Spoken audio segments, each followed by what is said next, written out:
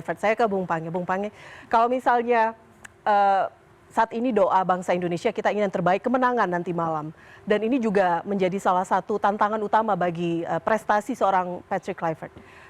Jika kemudian, kita berbicara jika, ada pertanyaan juga dari publik. Jika ternyata langkah Indonesia tidak mulus nanti malam, dan juga nanti melawan Irak hari Minggu, apakah kemudian Patrick Kluivert harus tetap dipertahankan sebagai pelatih, atau jangan-jangan ada opsi mencari pelatih baru dengan background Asia? Ketika Patrick Kluivert diangkat menjadi pelatih timnas di awal tahun ini, objektifnya cuma satu, lolos ke Piala Dunia. Karena kalau bukan itu, nggak ada urgensi ya ganti pelatih di tengah jalan.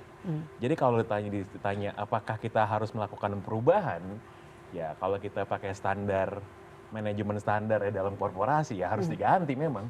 Karena kenapa? Objektifnya jelas kok. Gitu kan harusnya gimana gitu. Dan kenapa dia diambil langkah di tengah jalan. Memang betul bahwa PSSI mengatakan target kita tuh bukan tahun ini kok, tapi 2030.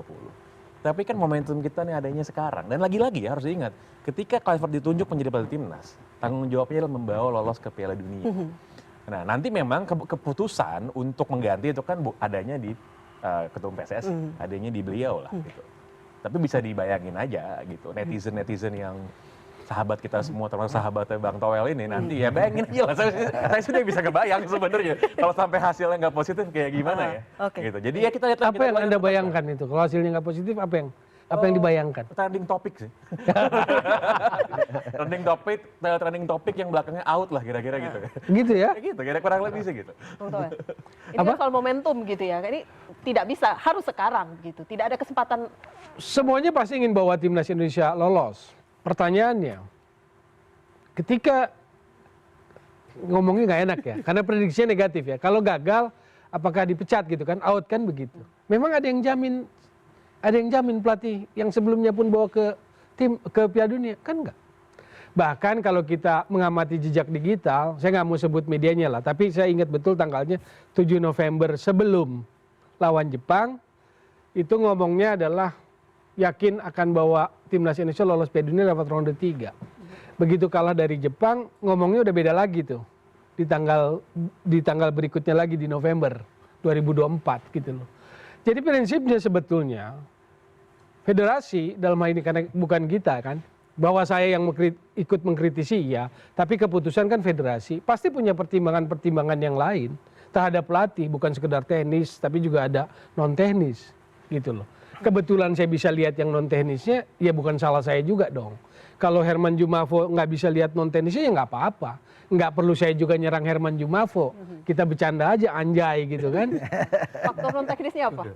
Faktor non teknisnya, misalnya, saya mencatat sebagai pelatih gitu loh. Contoh misalnya, Kluivert dan kawan-kawan ini ngomongnya bola aja sebetulnya. Dari sejak awal datang sampai ini ngomongnya bola aja. Nggak ada ngomong yang lain lah.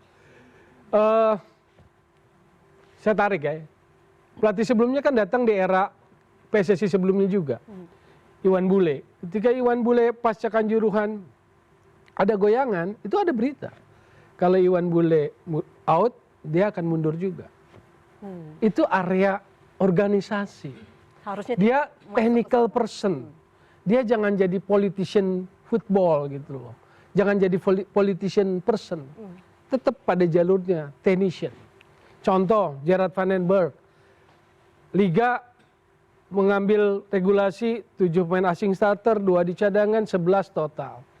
Dia sebagai pelatih Belanda tetap ngomong, bukan sebagai pelatih Belanda, sebagai pelatih dia tetap pada jalur sepak bola. Dia bilang nggak setuju. Jadi nggak ada basa-basi, nggak ada public relation, nggak ada humas di situ. Artinya buat saya adalah dia bicara pada kontrak keilmuan sepak bolanya, pada experience-nya itu.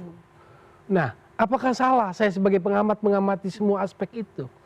Ya salah buat netizen yang nggak sampai gitu loh. Yang itu yang tadi bilang, saya udah bayangkan tuh. Iya, saya juga bayangkan. Yang dipersalahkan PK, lalu disalahkan Bung Toel juga. Tapi nggak mau kegeeran.